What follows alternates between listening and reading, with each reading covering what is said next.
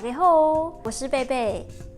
就我所知，台湾很多男生女生对于阿联酋航空有一定的向往还有憧憬，因为可以环游世界到不同的地方去旅行。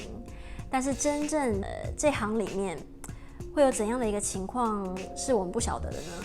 今天我们邀请我们的好朋友来分享一下他的辛酸血泪史，一起去看看吧。Let's go！ 能帮我们先简单介绍一下你自己？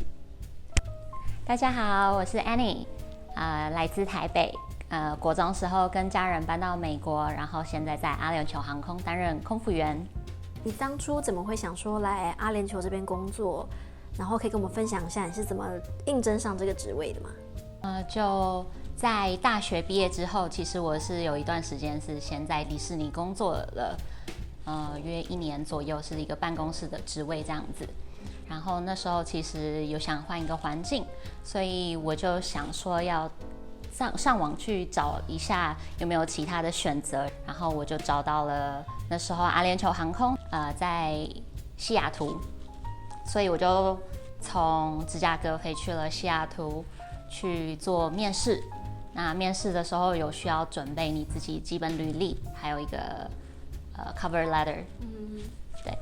然后它是一个公开的真人活动，所以是没有人数上的限制，就是当天去直接报名，然后现场会直接筛选。那我们当初是要过3个关卡才能直接到最后的一个面试这样子。那第一个关卡你需要先缴交你的履历。然后面试官他会从履历去淘汰几乎一半的人员这样子。第二关卡就是大家会团队去做一个类似像活动，他会想要看你的英文程度是不是能够沟通的，能不能表达，还有你能不能在团体中让你的队友也能发表。最后一个关卡他分了2组，一组约莫10个人，他会问一个问题，去让你们在不能说我同意或不同意的情况下，大家要整合出一个结果。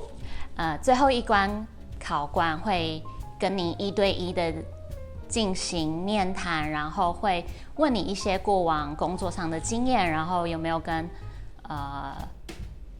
譬如说你的团队有发生冲突，然后你怎么去解决。它的录取率约莫大概3到4%而已，很困难的。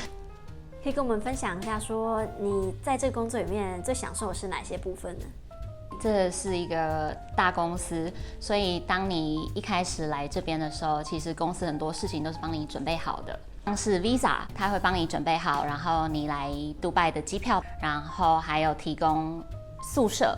然后去上班也有公司的巴士。听我一些其他航空公司的朋友，他们都会说到他们载到怎样机车的乘客，然后有时候也会发生一些很有趣的故事。你呢？可以跟我们分享一下？不然我分享一个我自己经历的一个好笑的故事好了。这个故事是发生在我刚上线的时候，还是一个小菜鸟。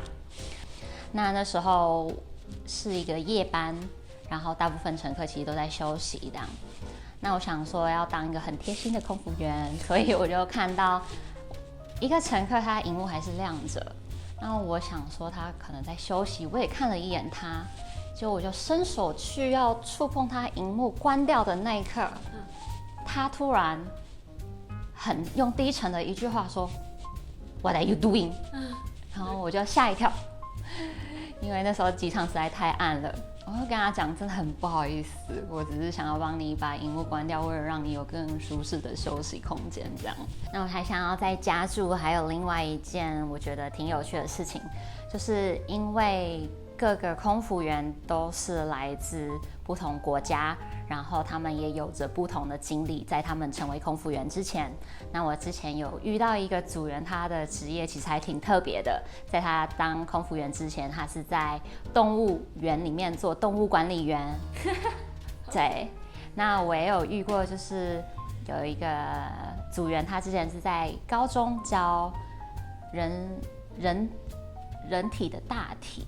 anatomy。OK， 对，所以就是跟他们聊天的过程，你就会觉得每个人的人生阅历都很丰富。对，你也可以试着去想象说，要是之后你不是空服员的话，也能从事什么样的职业。最后是大家非常好奇的，就是有关于待遇，在空服员这一块待遇是怎样，可以跟我们分享一下。那我们的薪资是由3个部分去组成的，有基本薪资，还有飞行时数，以及外站津贴。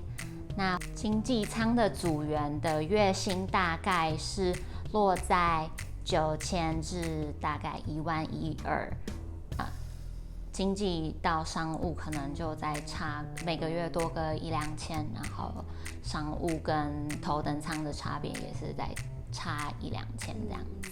座舱经理还有客舱长，座舱长的话，他们的算法又是不同的。听完安妮的分享之后，有没有觉得空服员虽然光鲜亮丽，但是工作其实非常的辛苦，但也是有很有趣的地方？